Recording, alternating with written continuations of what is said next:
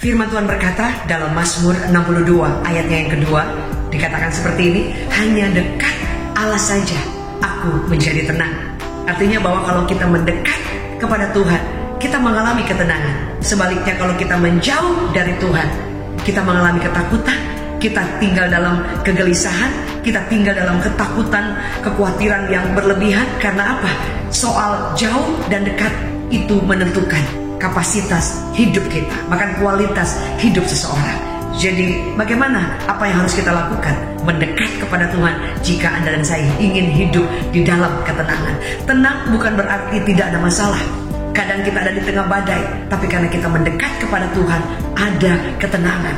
Alkitab mencatat ketika Yesus berjalan di atas air, murid-murid yang melihatnya itu menjadi takut, menjadi panik. Padahal itu Yesus dan itu cukup dekat.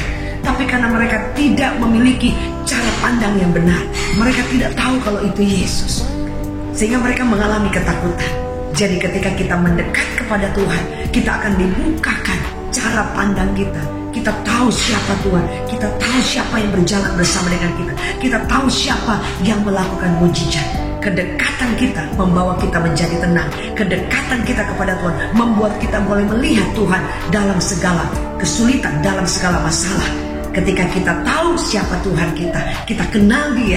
Tidak seperti murid-murid yang sudah tahu tentang itu Yesus yang berjalan di atas air, tapi mereka tidak mengenal apakah itu Yesus. Sebab itu Petrus berkata, "Is that you Lord?" Apakah itu Engkau Tuhan? Padahal udah jelas-jelas itu adalah Yesus. Jadi mendekatlah kepada Tuhan, maka kita akan mengalami ketenangan.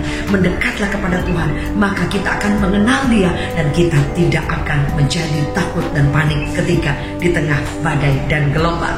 Maju terus dalam hadirat Tuhan. Saya Jega Silose, God bless you.